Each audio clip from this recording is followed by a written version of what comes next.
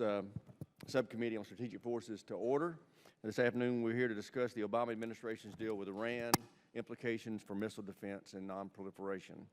We have testifying today a distinguished panel of witnesses. They are the Honorable Frank Klotz, Administrator, National Nuclear Security Administration, the Honorable Robert Scherer, Assistant Secretary of Defense for Strategy, Plans, and Capabilities, the U.S. Department of Defense, Christopher Altmont, Senior Defense Intelligence Expert, Iran and the Arabian Peninsula, Middle East, Africa, Regional Center, Defense Intelligence Agency, Vice Admiral James Searing, Director of Missile Defense Agency, and Major General Stephen Shepro, is that correct?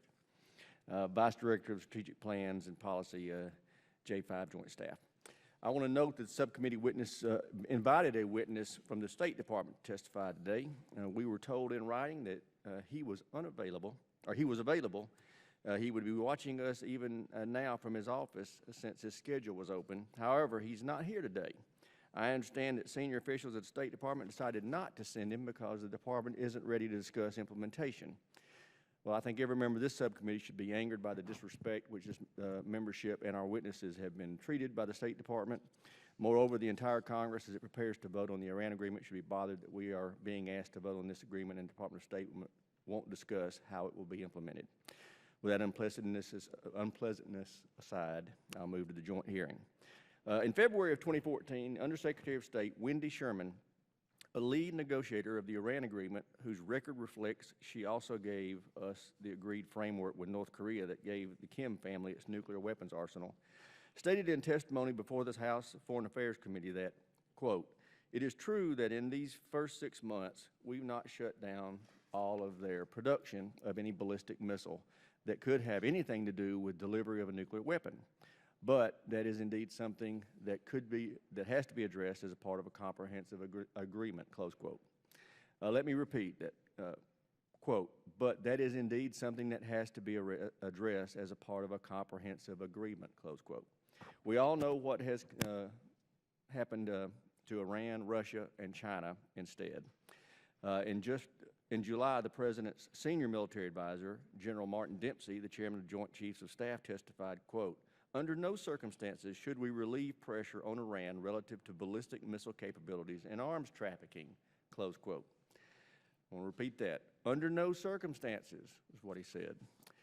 Why is this important? As stated by your senior DOD leadership, the ban on technology for ballistic missiles was critical to America's own security, especially since Iran's ballistic missiles would be dangerous weapons if they were ever equipped with chemical, biological, or even nuclear warheads. Even if we assume the Iranians will honor the nuclear agreement, which we would be foolish to assume, we are paying no attention here to the chemical and biological weapons programs. Just this weekend, according to press reports, 45 Emirati soldiers fighting Iranian proxies in Yemen were killed by a ballistic missile with a conventional warhead.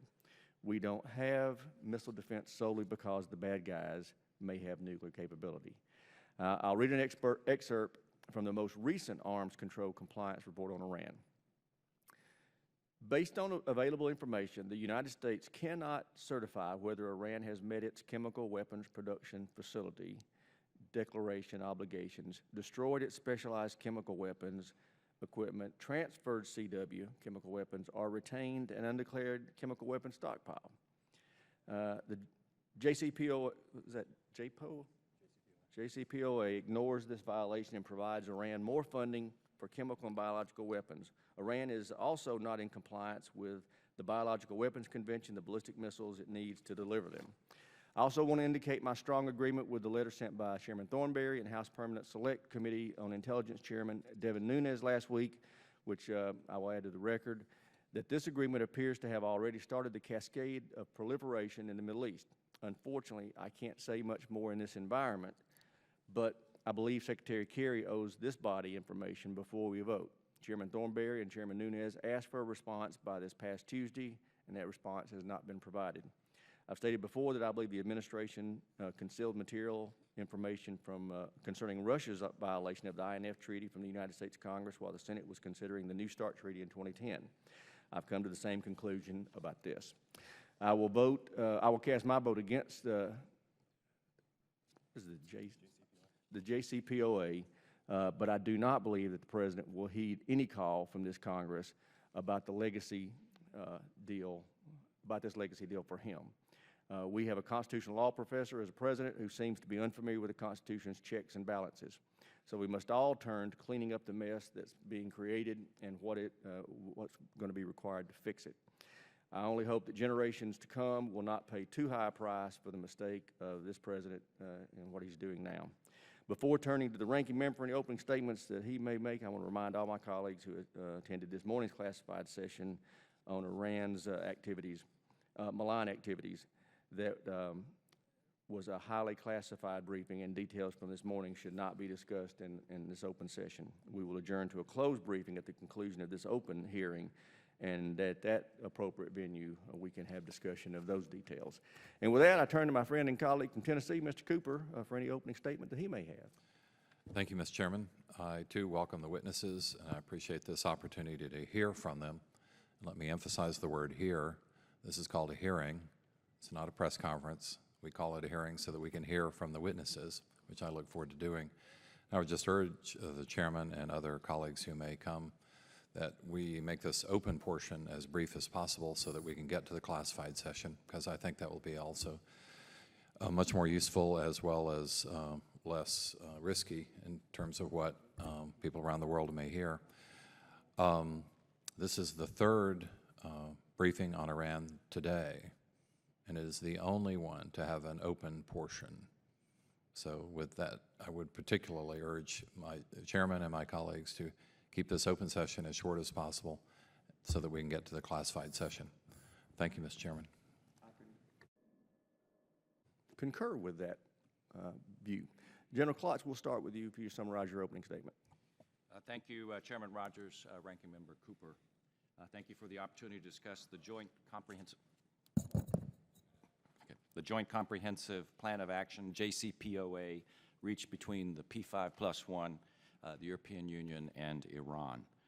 Let me state right up front, the Department of Energy and the National Nuclear Security Administration value your robust support and abiding support for our mission and for our people. In that regard, I appreciate the opportunity to discuss a critical component of our overall mission, specifically our support to the International Atomic Energy Agency, or the IAEA. The IAEA, as you know, has a special responsibility in monitoring and verifying the nuclear-related measures detailed in the JCPOA. I've provided a written statement, and I respectfully request that it be submitted for the record.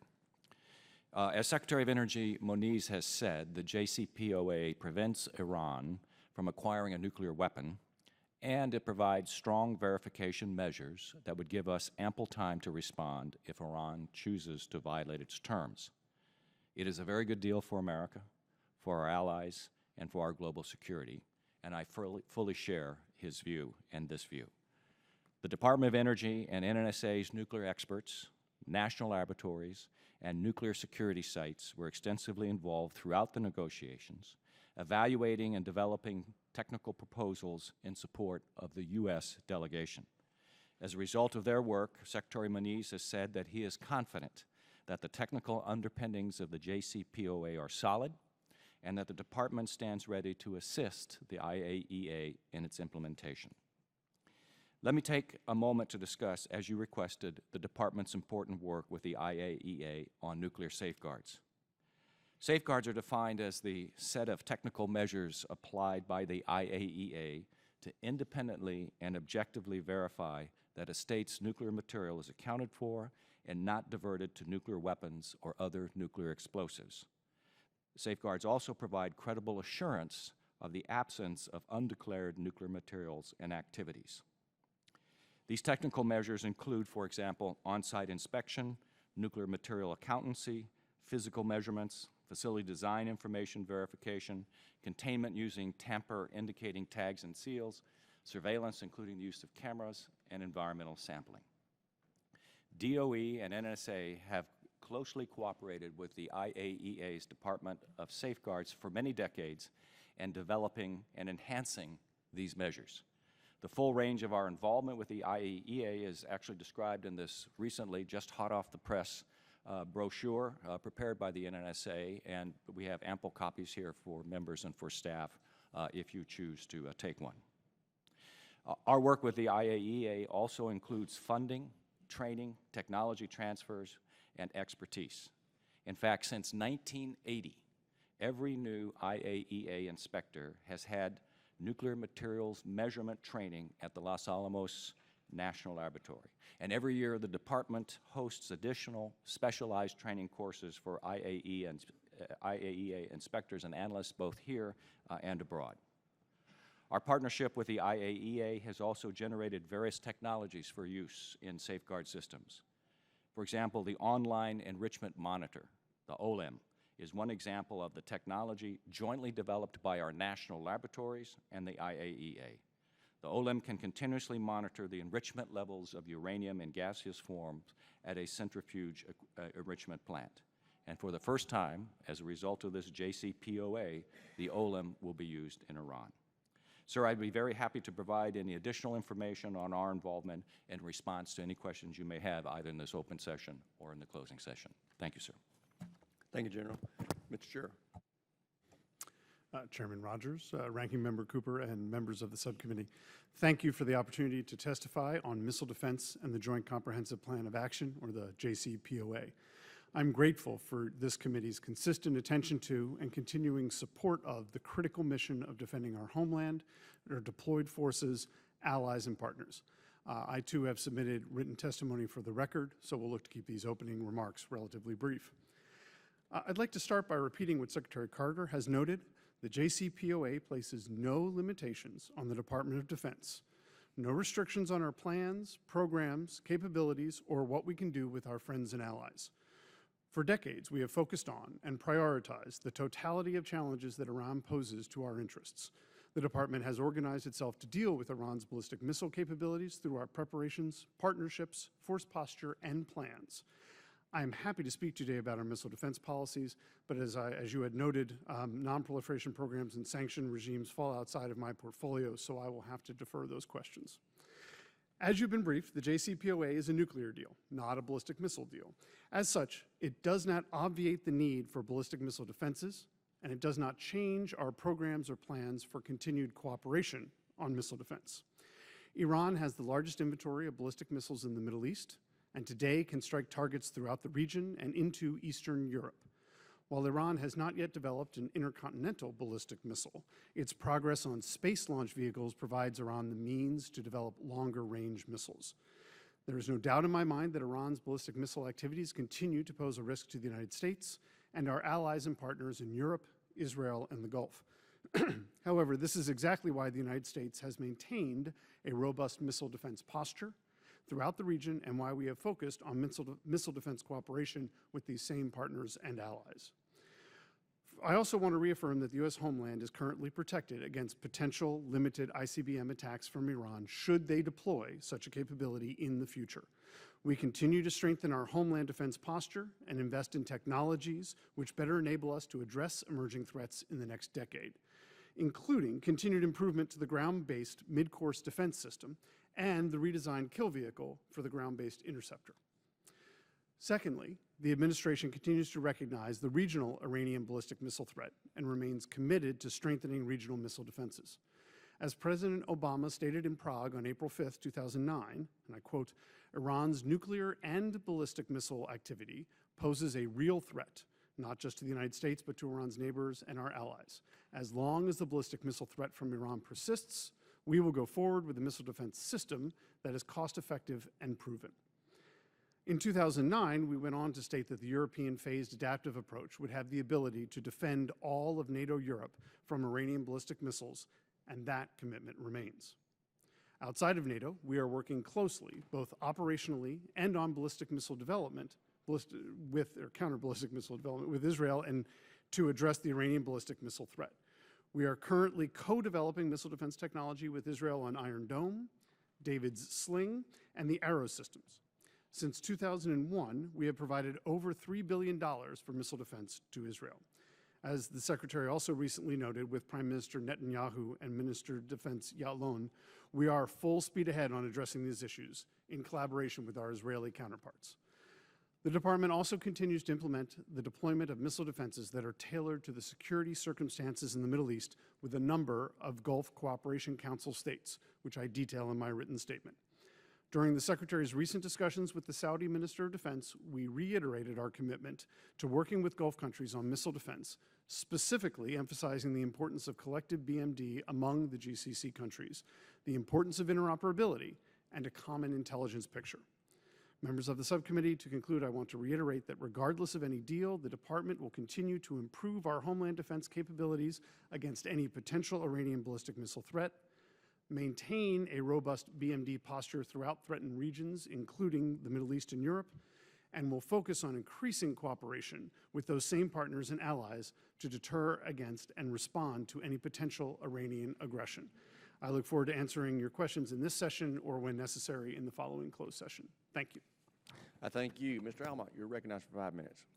Good afternoon, Chairman Rogers, Ranking Member Cooper, and members of the subcommittee. I thank you for the opportunity to offer testimony today regarding the Joint Comprehensive Plan of Action, or JCPOA, and implications for Iran's missile defense and nonproliferation.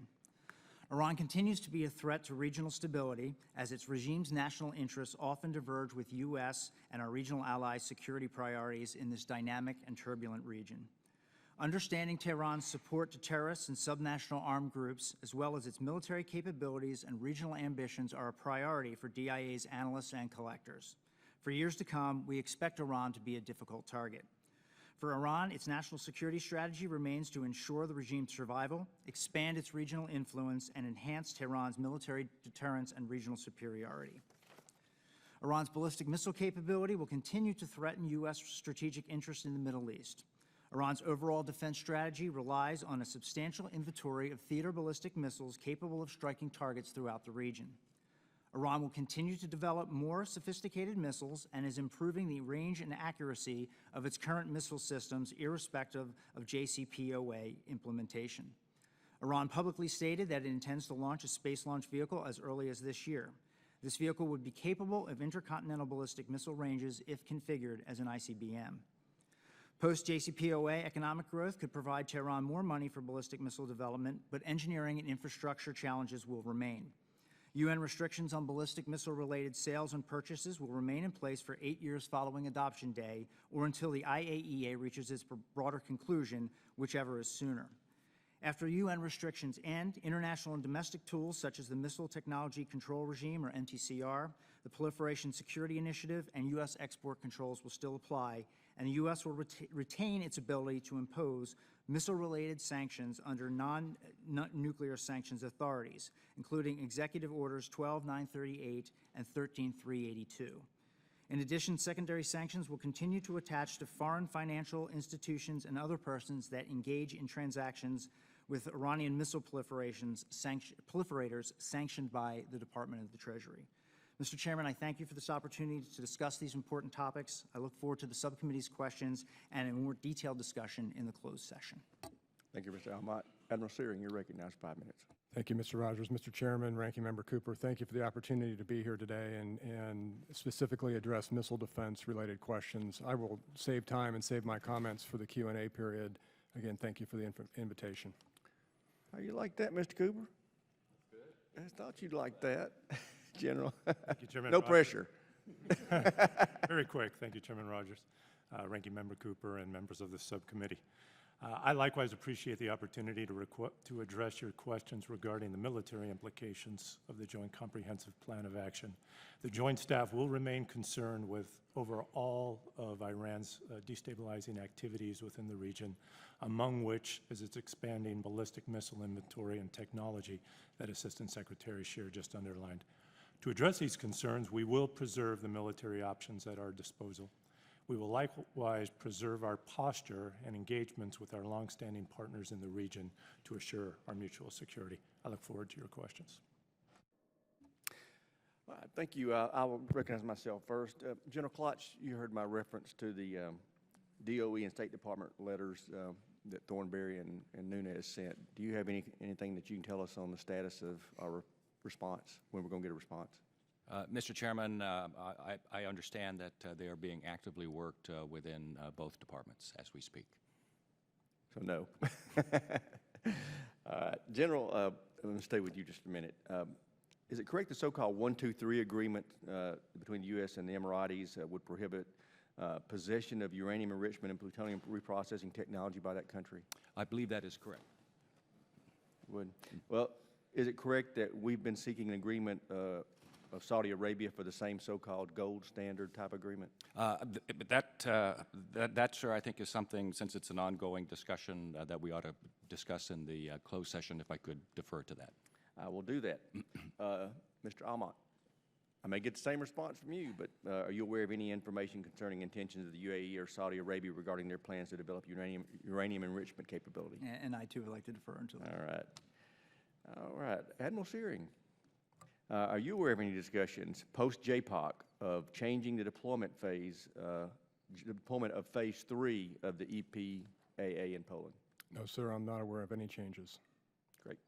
Mr. Scheer, as a senior DOD witness here today, are you able to pledge without hesitation that the administration will make no changes whatsoever to the employment of the Aegis Ashore site in Romania and Poland as consequences of JCPOA? Currently, that our plan stands as it always has, which is to make those deployments as you have discussed. Great.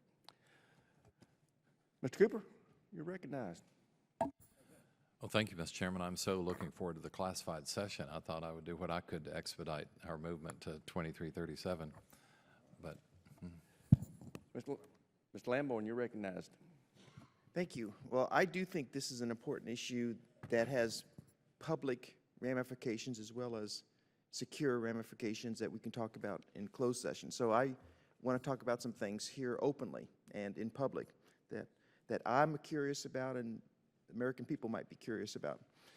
Mr. Scheer, you talked about that with the Israelis and joint missile defense projects that things were, quote, we are full speed ahead. Now, one thing that seems like a disconnect to me is that when it comes to co-production of the Arrow 3 and David Sling, Israel has requested that, but we've made no response that I'm aware of, and administration provided no budget, no money for it in its budget. Can you address co-production of the Arrow 3 and David Sling?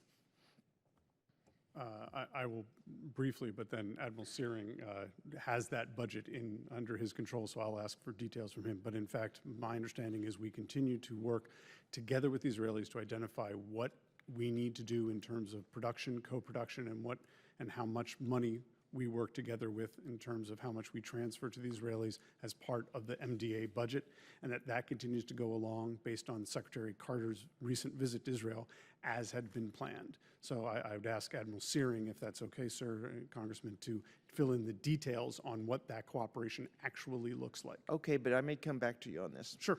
Admiral? Sir, let me take that. There is ongoing dialogue and negotiations specifically on the David Sling co-production agreement, which is very important for us and very important for Israel. It is weeks away in terms of draft, probably months away in terms of final, but we had great success with the Iron Dome co-production agreement. I expect similar success with David Sling. Okay, thank you for that information. What about Arrow 3 co-production? That would follow David Sling, sir. We're focused on David Sling today, as that will be the next system fielded and operationalized. Okay, all right, thank you for that. I appreciate it. And back to you, Mr. Scheer. The President requested approximately $155 million for Israeli missile defense in the fiscal year 16 budget request, but Israel's actual needs were approximately $475 million. This seems like a 3-to-1 underfunding to me, only funding 1/3 of what appears to be the actual need. Can you discuss that? I know that we work very closely with the Israelis to try to figure out what the best funding approach is for our support to their programs and the ones that we do co-production for. The President forwarded to the Congress that the figure that you talked about. We've had, I think, over $3 billion of cooperation up to this point. We have approximately, I think, overall about $500 million in the next fiscal year development plan for cooperation with Israel. And I would say that that is a negotiation to go on between Congress and the White House is what the final number looks like. Okay, and changing subjects slightly, we've heard from the administration about missile defense integration and interoperability. We've been told that much of this will work through organizations like the Gulf Cooperation Council, GCC. However, there seem to be problems that are coming up. In an article called Little Progress Made on Integrated GCC Missile Shield, we see that we haven't even been able to achieve agreement on the establishment of a command and control center, or how it will be operated, or even shared training capabilities and foreign disclosure. Why is this not coming along better? I don't know the details of the negotiations on those, but what I do know is that based on the Camp David Summit, we have re-energized this approach to ensuring that the Gulf Cooperation Council countries are able to work more collaboratively together and with us. I think we've seen greater cooperation in the CAOC in terms of other operations, and my hope is certainly that we will continue that greater collaboration. I know that folks from my team and many others have been out to the Gulf recently to work on the results of the Camp David Summit, and we're continuing to follow through. The early warnings and indications piece is the first element of what we're trying to do, and work very closely across the regional and also Missile Defense Agency to make sure that we can get over some of the problems that we may have seen in the past on this issue. Okay, and then in my remaining little bit of time, Admiral Searing, let me just ask you a general question about the budget.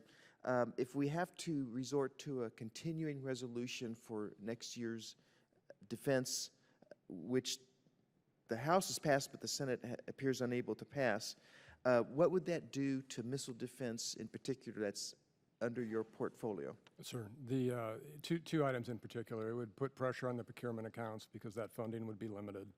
And more specifically, it would not enable me to begin Poland MILCON construction if the MILCON is tied up in the CR. And I view that as critically important that we have those resources to release, and the Army has the ability to get under contract as soon as possible later in the first part of 2016. Okay, thank you very much. Mr. Chairman. Okay, thank you. Mr. Gearman is recognized for 5 minutes. Thank you. It's a big question for Admiral Serling, if you could.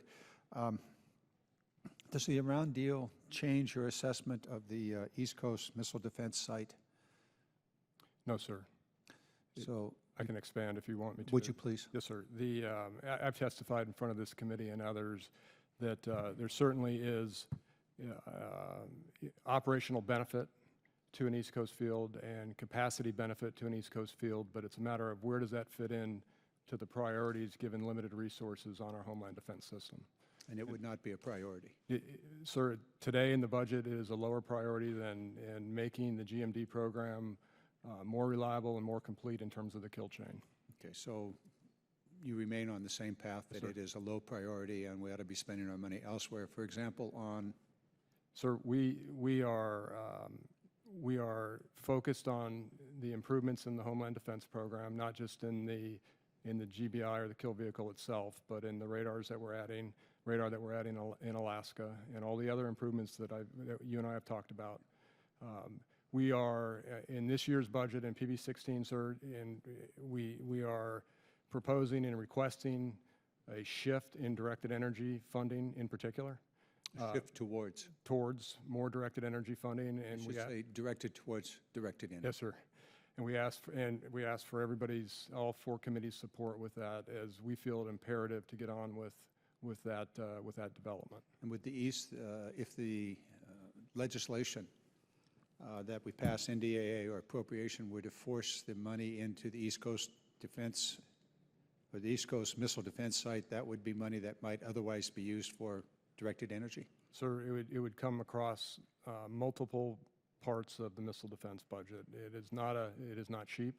The cost estimate is $3 to $4 billion over a period of years, and frankly, I don't have that in my budget control today. And so the other things would be the higher priorities that would be suffering on missile defense if we were to proceed with the East Coast site. Yes, sir.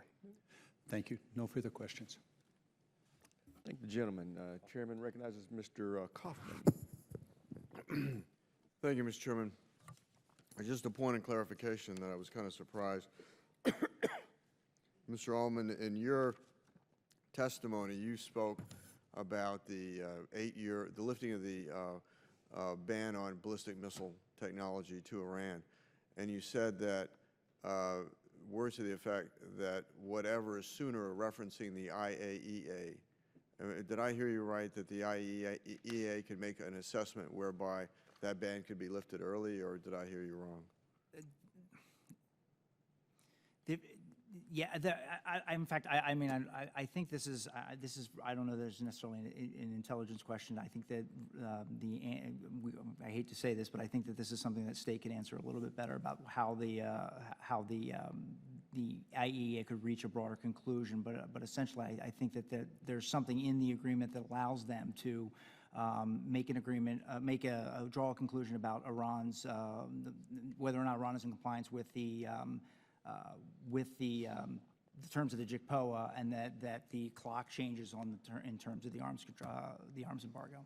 Okay, I was not aware of that. So what you're saying is, under what circumstances would the IAEA make that assessment that in fact that date could be accelerated in terms of lifting the ban on ballistic missiles? That I don't think I'm qualified to answer that question. I think that's something. Is there somebody here that can answer that question? This is a pretty critical point.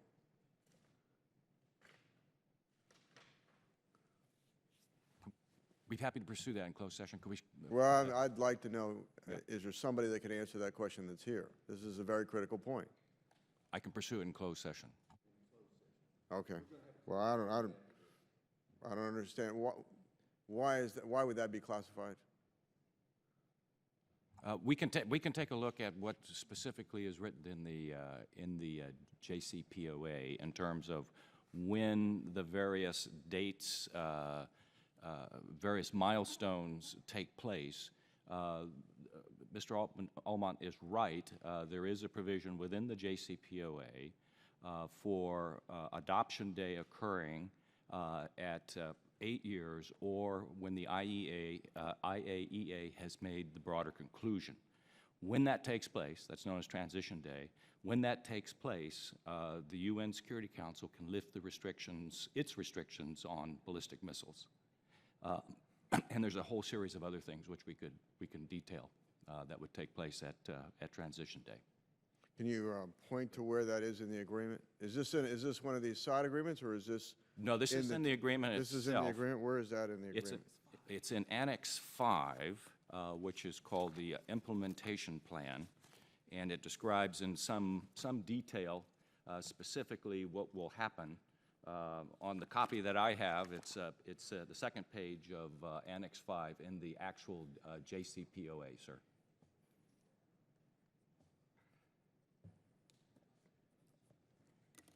So is this any time within, after this?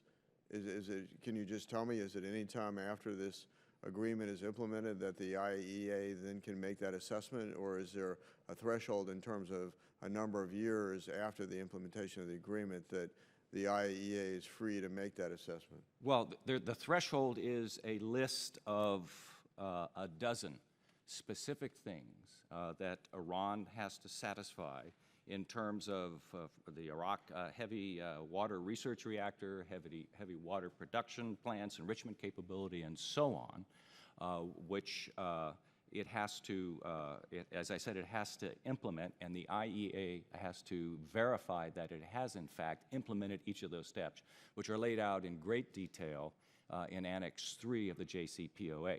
Realistically, that's going to take some time. But no, in this specific thing, it's at 8 years, or when that broader conclusion is reached by the IAEA, that Iran has met its nuclear-related measures as specified in the JCPOA. Okay.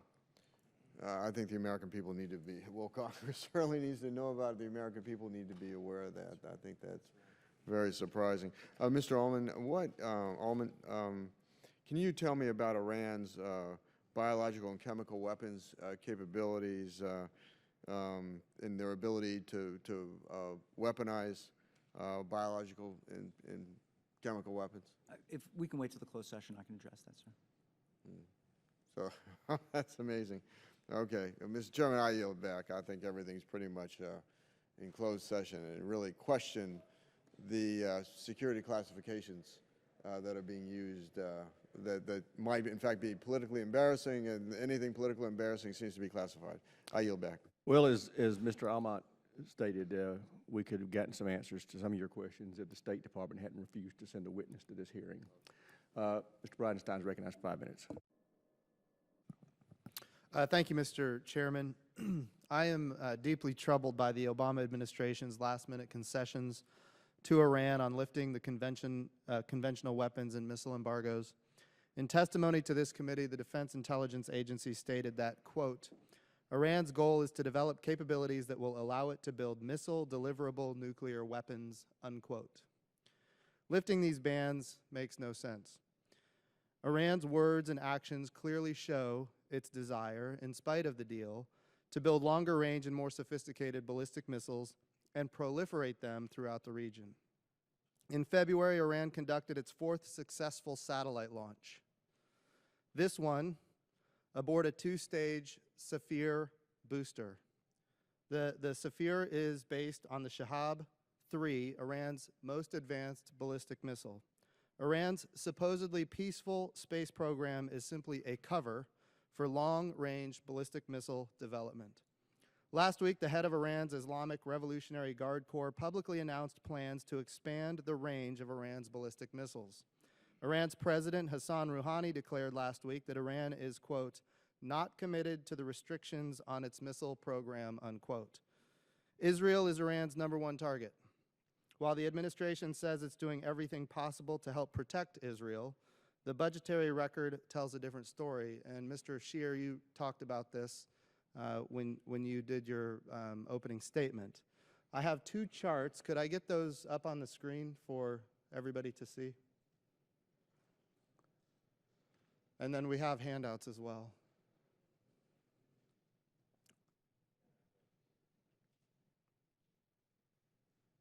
Can we get those up on the screen? I was told that we could get those up.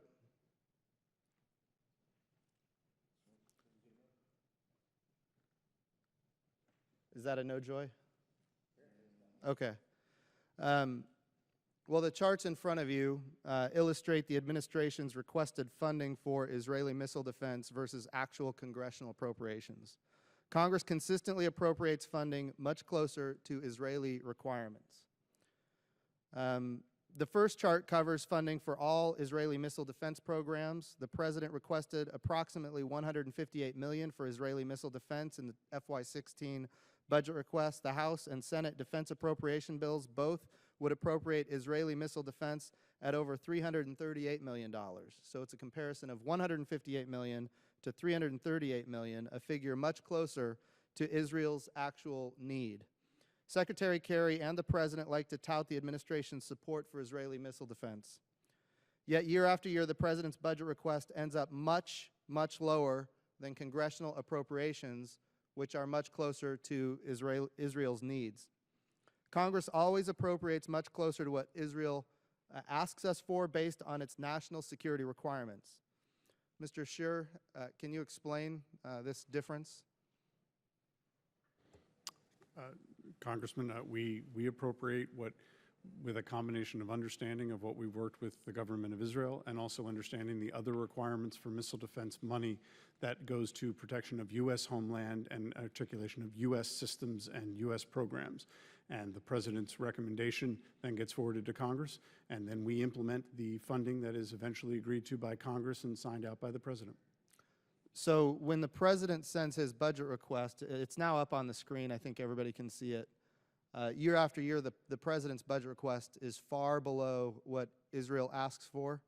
And of course, Israel is very concerned because now there's this agreement with Iran. And it's also far below what Congress would like. Is that going to change? Right now, it obviously did not change for this year. I'm not willing, I don't know the answer to follow-on years. Okay. Let's go to the next chart, please. I have particular interest in David Sling as the co-author of David Sling Authorization Act. The President requested approximately $225 million from FY11 to FY16 for David Sling. Over the same time, according to the government of Israel, with which this committee agreed. The actual requirement was $770 million. The administration underfunded the requirement by 1/3. Mr. Scher, can we expect this underfunding for David Sling to continue under the Iran deal?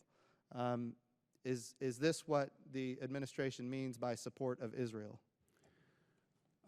We will continue to look at how we can better cooperate on David Sling. Admiral Searing mentioned this previously. I'm happy to encourage if there are any more details, but that is a newer program, and hence the figures and the viability of those specific figures changes as we look through. Roger. Thank you, Mr. Chairman. Chairman's time is expired. The chair now recognizes the gentleman from Ohio, Chairman Turner, for 5 minutes. Thank you, Mr. Chairman. Chairman Klotz, I'd like to talk to you, as our chairman has, about the 1, 2, 3 agreements and nations who have agreements with the United States that may or may not be at risk.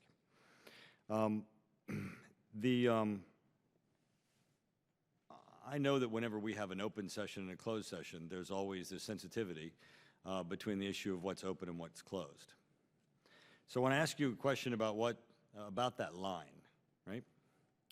So if the UAE, the United Arab Emirates, picked up the phone and called Secretary Kerry and said, we affirm our requirements and our agreements with the United States and our 1, 2, 3 agreements, and we will not pursue any uranium enrichment, we could discuss that openly, right? Because it's just affirming an ongoing commitment that is there that we all know is public. Yes, the 1, 2, 3 agreement with United Arab Emirates is public. But the affirmation of it, the fact that the UAE has no intention of reevaluating it, that there's no discussion about pursuing uranium enrichment, that there's no concern about the agreement as a result of the agreement with Iran, if all that was affirming, you'd be able to discuss that in this meeting, right? Because it's all the status quo. You know, I don't really know the answer to that, Congressman, because I'm having a little difficulty following the question. Let me help you. I suspect it would depend on how that was communicated to the United States. If it was made public by a member state, what its intentions were, that would be something which I would assume we could discuss. If it was something that was passed on in confidential. Well, let me help you. Yeah. There's also prohibitions against lying to Congress. Do you have any information that a nation such as United Arab Emirates has contacted the United States and indicated that they intend to walk away from their 1, 2, 3 agreement obligations that restrict uranium enrichment? I have no knowledge of that. No one has informed you from the administration or from any other agency that they have information of that? Not me personally. So you have had no discussions with anyone that anyone has related to you of their awareness or information of a concern of 1, 2, 3 agreement and the United Arab Emirates and their issues with respect to uranium enrichment? To the best of my knowledge, no, that has not been a subject. I am aware of what the UAE 1, 2, 3 agreement is in a general sense, but I have not been involved in any specific discussions on that subject.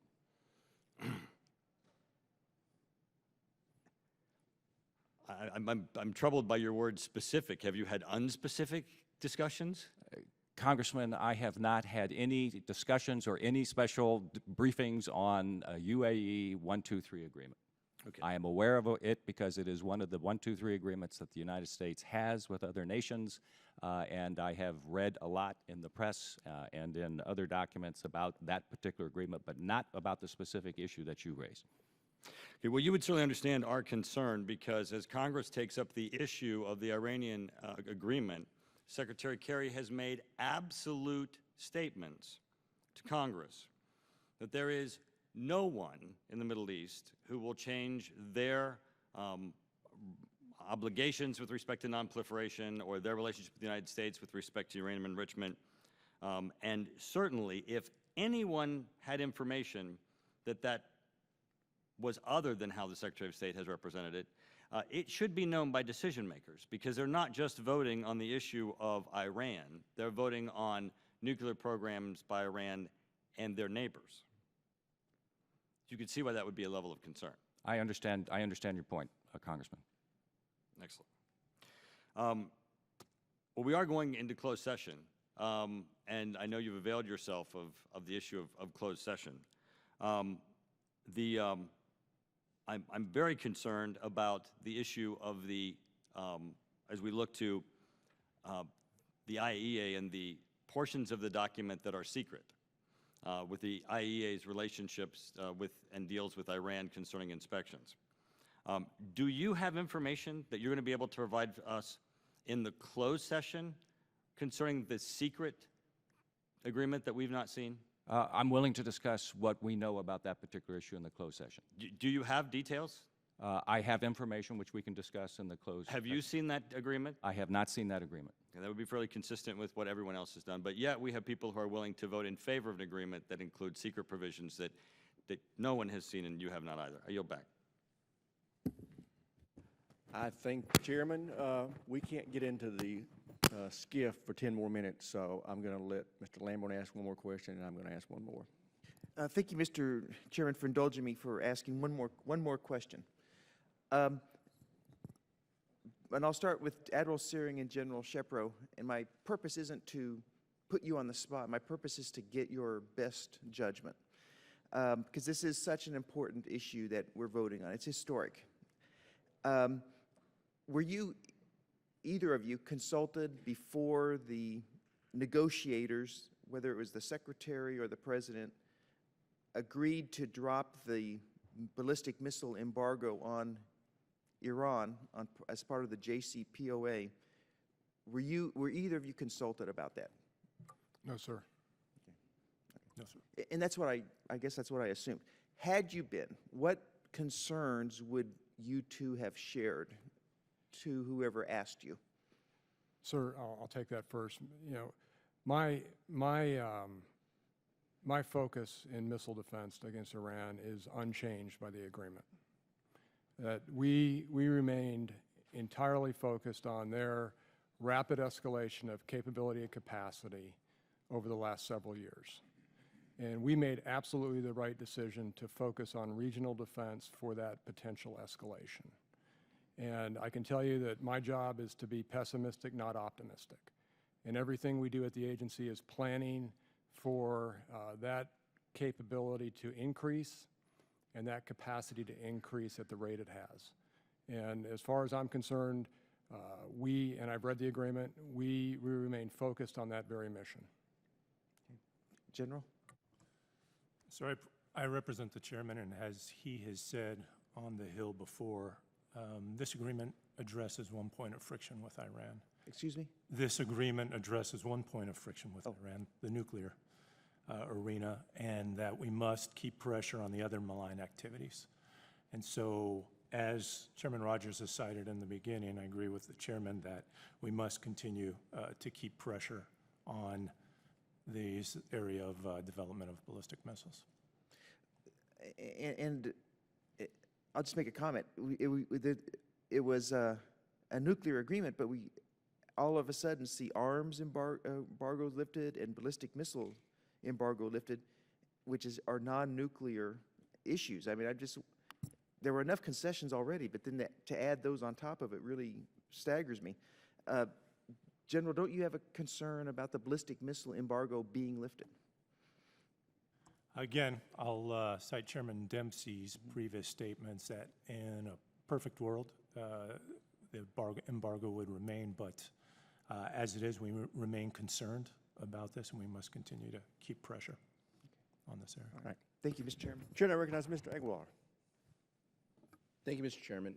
General Klotz and the Vice Admiral, with respect to budgets and allocations for missile defense, is it fair to say with sequestration technically kicking back in October that would also affect the support that we could offer for missile defense for our allies, in addition to a continuing resolution that could also offer reduced support and aid? Is that fair to say as well?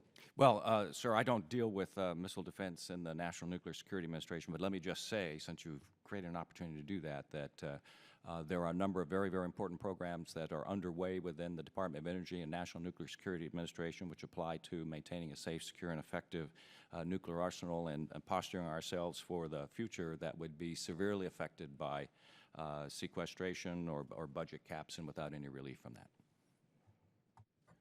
And sir, from missile defense, and I'll just talk to your specific concerns on the CR, that certainly procurement account pressure would happen under the CR, but my more specific concern earlier was the potential impact on the MILCON for Poland and EPA Phase 3, which gets to your point on exactly what are we doing with our allies and would it affect that? So the answer would be yes. And then for sequestration, I've testified in front of this committee and others that sequestration at the levels that are being considered would be catastrophic to what we've proposed with the improvements that must be made for Homeland Defense and the regional defense systems. In particular, the redesigned kill vehicle and the new radar would be at risk, and I've testified before that I view that as overmatching. If those improvements aren't made, our system could be overmatched by 2020. Thank you, sir. Thank you, Mr. Chairman. Yield back.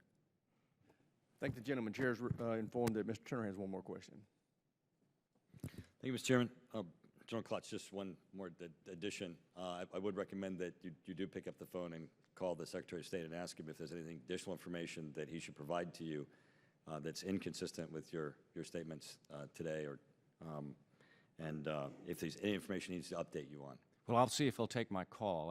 I doubt if an undersecretary from the Department of Energy would necessarily get through on the first try. The effort, since you put such a admirable effort forward here, it would probably be helpful and interesting. Thank you for the suggestion, Congressman. General Shepro, representing obviously the joint staff, and Admiral Searing has said an answer on the East Coast Missile Defense site, of which I'm an advocate for, that I don't criticize in any respect. I think the Admiral has articulated both a need and a desirableness for an East Coast missile defense site, but has recognized the fiscal constraints under which he's under, and has identified that as a problem for executing an East Coast missile defense site.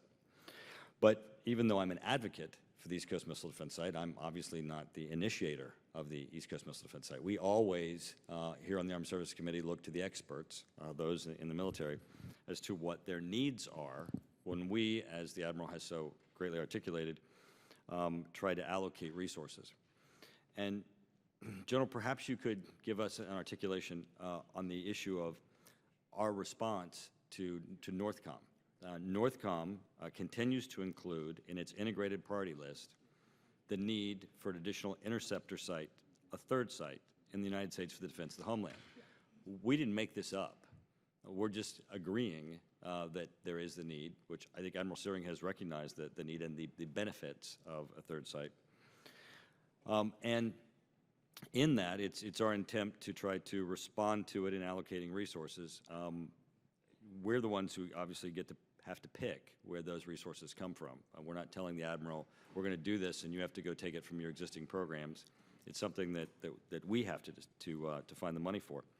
Could you articulate that NORTHCOM has continued to identify it on the integrated priority list? That still sounds pretty important, isn't it? Yes, sir, important, yes, but if you want to listen to the expert, I have to defer to Admiral Searing because of yes. Admiral? Mr. Turner, thank you. It has showed up in their priority list, and I would just cite, sir, that it's a priority list in terms of there are many other requirements in that list that we're addressing, and we can go through that in detail in terms of funding allocated to both NORTHCOM and STRATCOM's priority list. Well, what I was looking for, and I understand your prior answer, Admiral, of the allocation of resources and priorities. But I wanted your answer, or actually either of your answers, on the issue of need. I mean, since it's showing up in the integrated priority list, it's a need. Could you describe the need? The need or the benefit is operational and capacity. And what would that be? It would allow more interceptors, which is always better in terms of the warfighter, and it would allow more decision space, as both combatant commanders have testified to. Now, explain decision space. Decision space in terms of a potential threat from Iran and ICBM in particular, and what that would provide in terms of interceptor flyout time and future assessment capability, and I'll just leave it at that. Well, I got a minute and a half. I would like you not to leave it at that. Okay, so additional time and interceptors. Obviously, proximity is one, right? East Coast is closer than Alaska, where the other missiles might be coming from. Geographically. Correct. And you said additional decision-making. Well, that would also be an issue of what we have referred to as, and you have referred to as, look, see, shoot, look, shoot, right? Yes, sir. You'd be able to apply an asset to an incoming asset, have an opportunity to assess whether or not the United States, hundreds of thousands of Americans at risk, require an additional a shot, correct? Yes, sir. So that's what you're talking about, the ability to shoot twice, the ability to try to take something out of the sky, the ability to eliminate a threat to mainland United States. Sir, I would just qualify that by having a first shot opportunity sooner. Thank you for elaborating. That's all. I think that's it. Before we do go into closed session, though, Mr. Almond, I did want to ask you something I think you can answer in the open session. In your prepared statement, you cite Iranian claims that it will launch a space launch vehicle as early as this year, and you also stated this vehicle will be capable of intercontinental ballistic missile ranges if configured as an ICBM. Didn't they just test that earlier this year? They did test on the 2nd of September, I believe, and they've announced that they're going to attempt another launch of that same system sometime in the near future. All right, we are going to recess until we're going to adjourn and then reconvene in 23:37 in about 5 minutes. We're in adjournment.